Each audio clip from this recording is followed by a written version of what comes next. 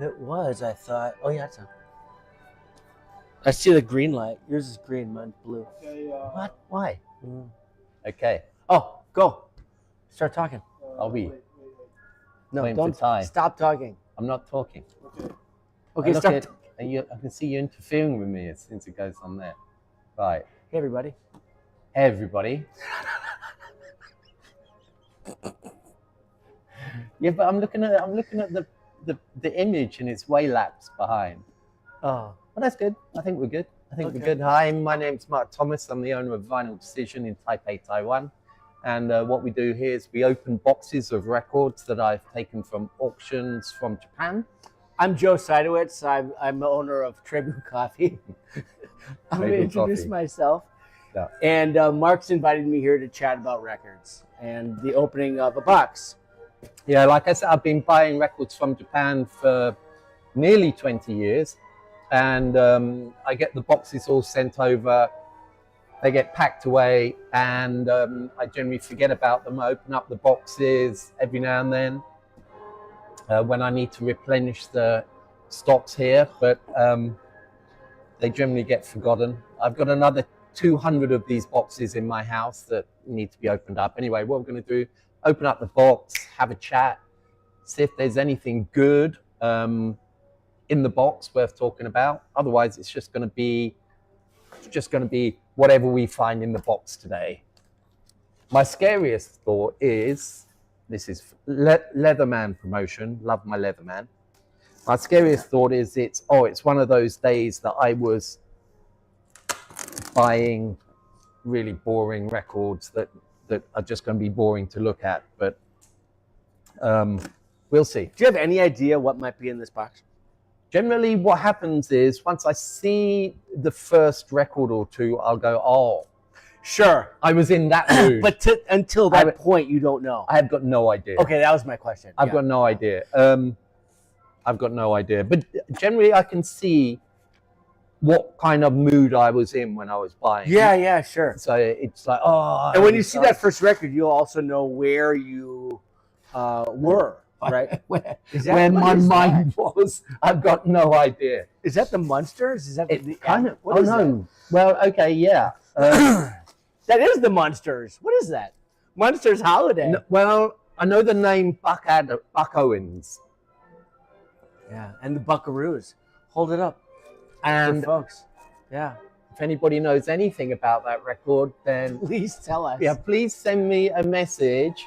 Why the hell did I buy this record? It strikes me as a very memorable record. So, do you have any recollection of buying it? Well, it's a Halloween record. What I will say though, and it's quite interesting, is what we call a white label record. Oh, and this means that it was a promo record, and that is written in Japanese kanji there, and that basically says it's a promo record. And generally promo records, they often have a white label. Normally Capitol Records will have an orange or red label. This is a white label. They're known as white label pressings. They're instantly more collectible. Oh, because it's a white label as opposed to.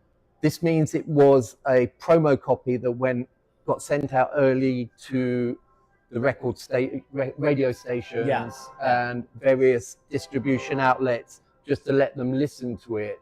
And usually the promo copies are not only collectible, but they're generally really good pressings because the company wanted to.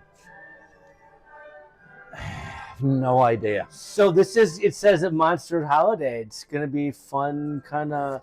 I can't tell if it's going to be like country. Because I'm seeing songs like Stony Mountain, West Virginia. I think it's going to be country that sounds with like a Halloween theme. Country folk Halloween. Wow, this sounds This is wacky. going straight into the cheap box, I think. No, I'm joking. But we'll see.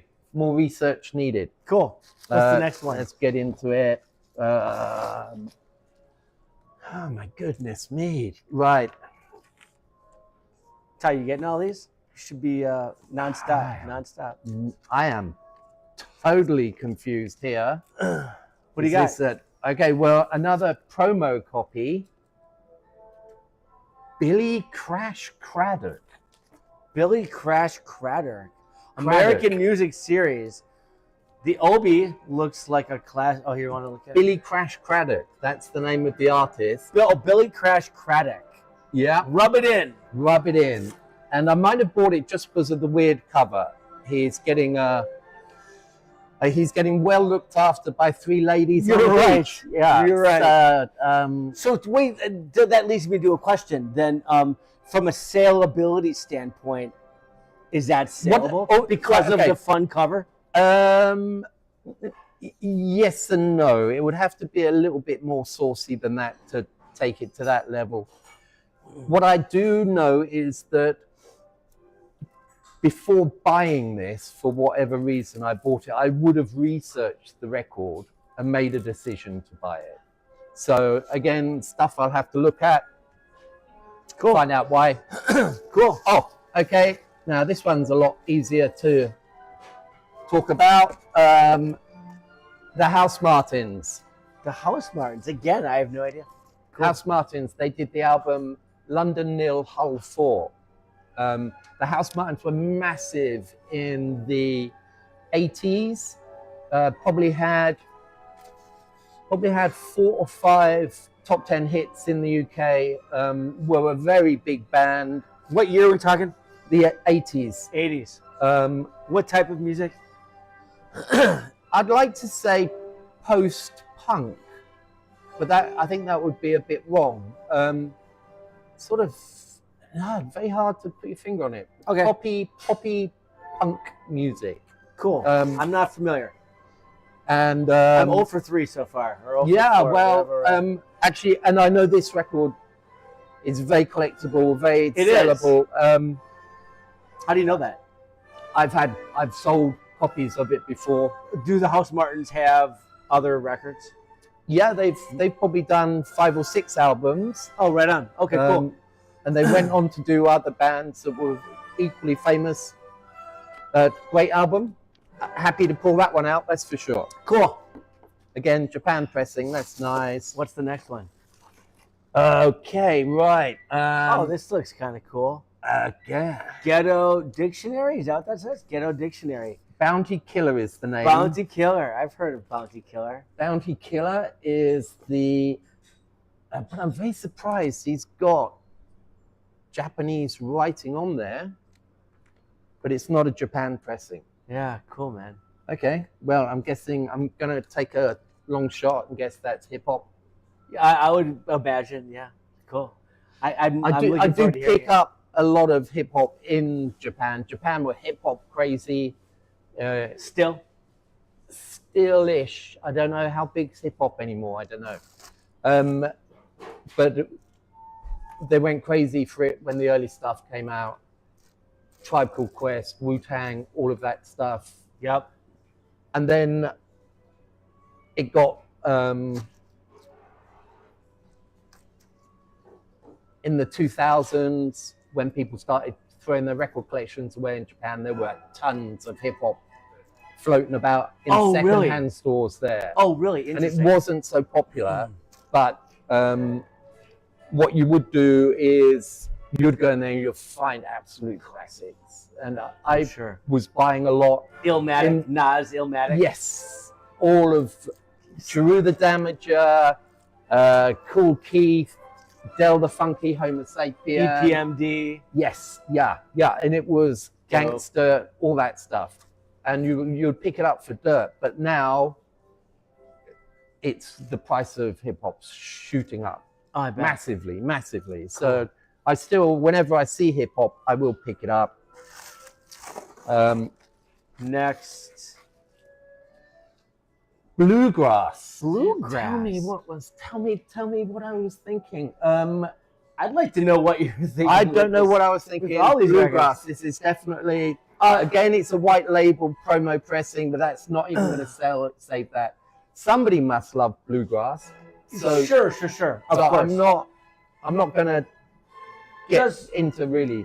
Does the promo pressing indicate a level of quality, or just? Yes, it does. And well, it means that if you're bringing out a new album, you're a record company releasing a new album, and you're going to send it round to your distributors and to the radio stations, you're going to make sure that that copy is perfect. So all the promo copies, the white label promos, this one's on Liberty. The white label promos, you can see them there. They're always well looked after, immaculately pressed, and eminently collectible. Interesting. Cool. I did not know that.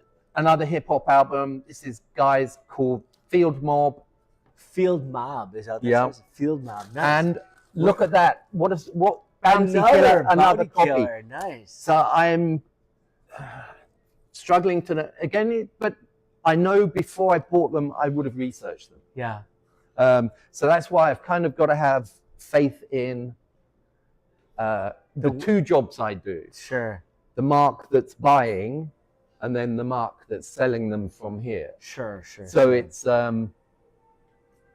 as much as I don't know anything about these right now, because I don't recognize any of these. I do know when I bought them that I would have researched. I don't know who would buy those. Do you have a sense of? Yeah, I mean, I have a hip hop section here, and that's one of the most looked at sections. And yeah, I mean, I don't know. You know, my knowledge of bluegrass music, you could put in a frog's ear. It's just, but somebody might come in and say, I'm a big fan of bluegrass. What have you got? Absolutely. I'm sure there's plenty of people like that. Yeah. So, I mean, I can't judge. John Kay, yet again, this is like the Joe has no idea. Mark has no idea either, and I'm more to blame. But I did quite like the cover. It does kind of ring This is a bell. also, you must have been in the promo. Yep. It's all promo copies. Yep. It is a promo copy. John Kay. Somebody watching this will go, oh, John Kay's amazing. I love John Kay. How come you don't know John Kay? That's my favorite record. Well, I mean, the record company signed this guy up. They invested in him. Yeah. They put out the album. Yeah. There's a reason why it got this far. And there's a reason why I bought it. Okay. It's and it looks like we're getting no easier here. Oh wait.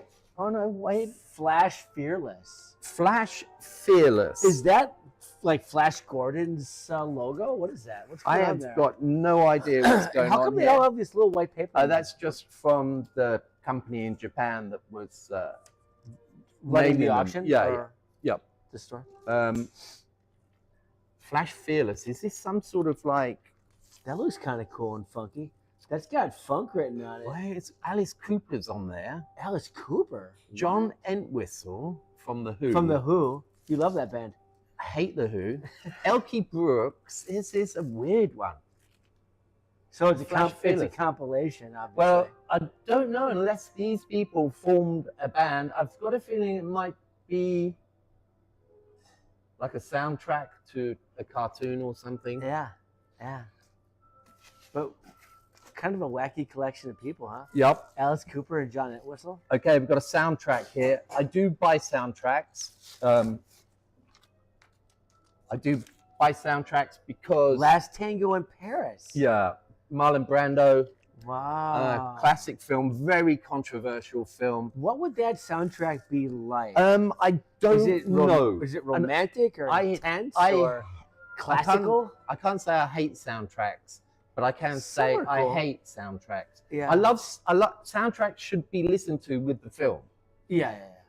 But to go home and listen to a soundtrack on its own, to me, is just totally wrong. I have met people in my life who've said, I love soundtracks. People collect soundtracks. I buy soundtracks. I love soundtracks. I just find it the maddest thing. Why not just buy the film and watch the film and but whatever. And listen to the sound at the same time.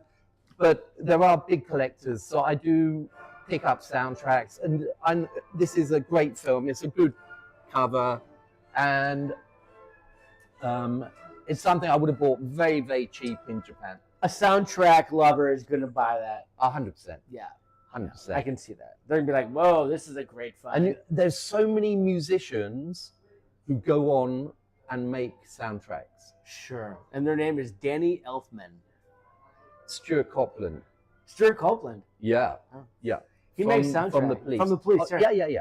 I could. There are hundreds, but I couldn't mention many. But Lemmy. who's who's the filmmaker that I really love at the moment?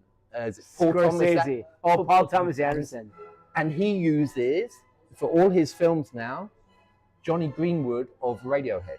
Oh, interesting. Yeah, and you watch his films and the soundtracks are amazing. And I was like, this soundtrack's really good. And then I watched the credits, then it's like Johnny Greenwood, and it's Johnny Greenwood from Radiohead. Huh. So I think there's a lot of musicians who, after they finish being pop stars or whatever, get really interested in exploring making music for films, which is good.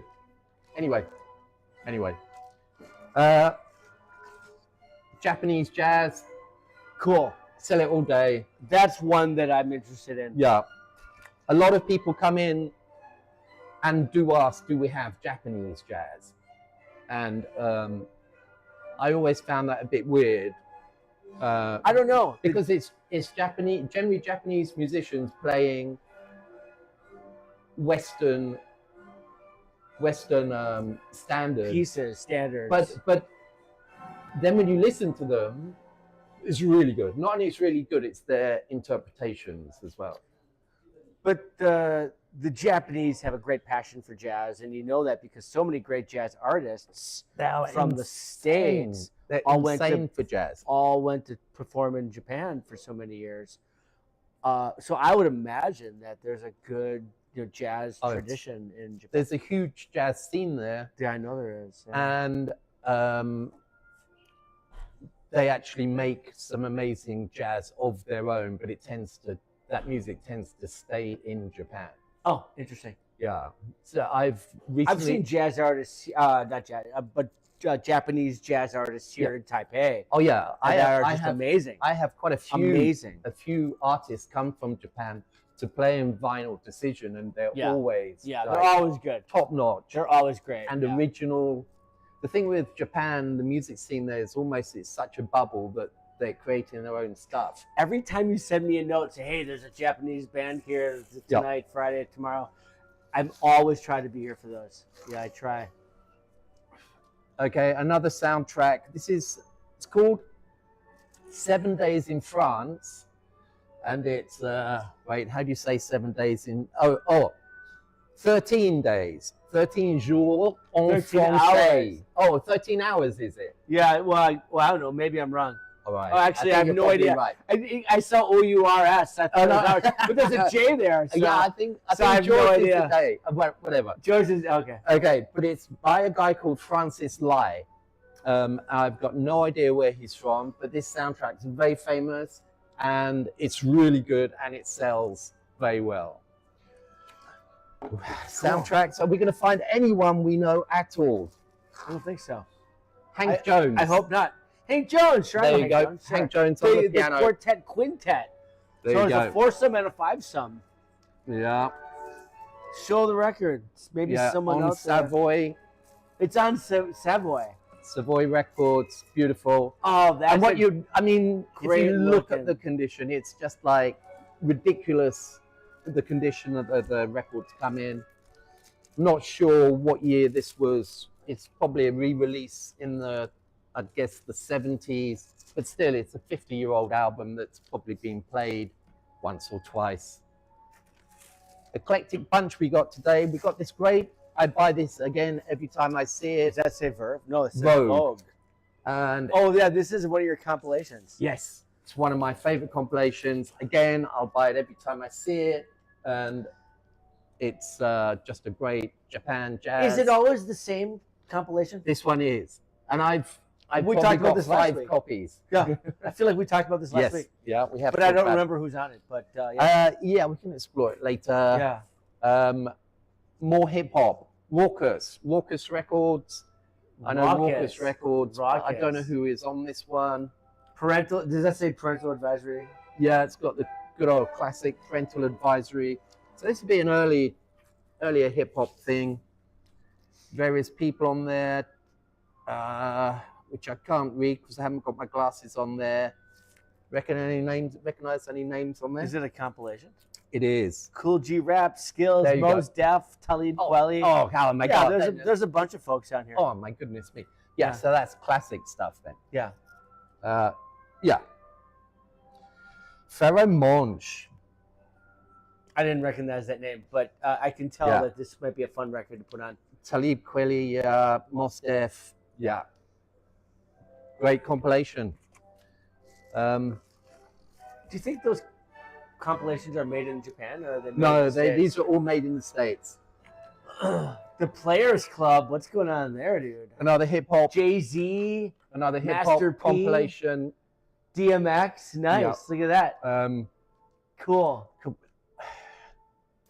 Another compilation. Who do you think's making these compilations? They're from the States. These are totally from the States. Just like every name you could ever think of from the 2000s. Until today, I never really saw a jazz compilation record before. But hip hop. I mean hip hop. I'm sorry, I meant to say hip hop. Yeah. And that's it. Solid State. Jimmy McGriff.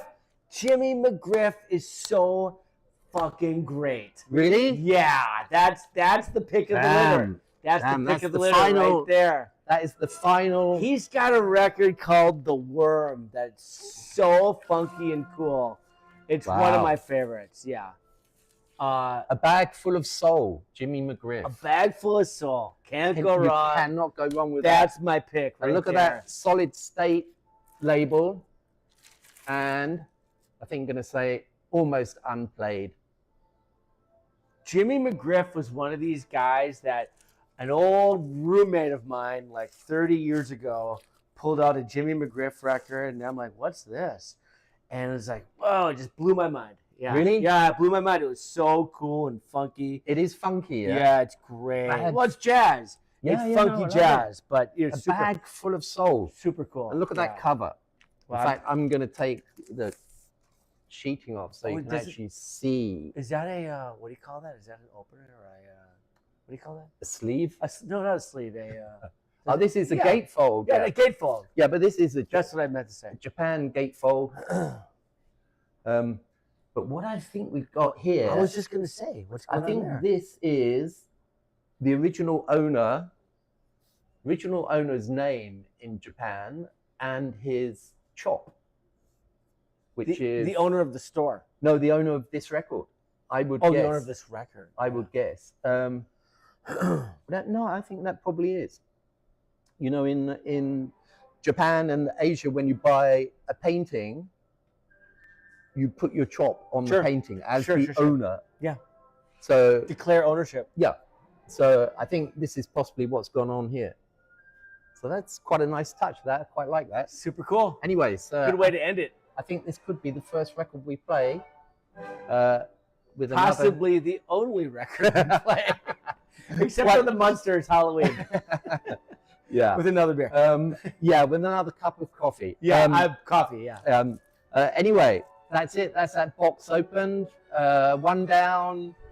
How many more to go? 199 more boxes to open. Cool. But it's always fun, and I hope you guys enjoyed it. It was a bit of a weird one, but we'll be back again maybe next week.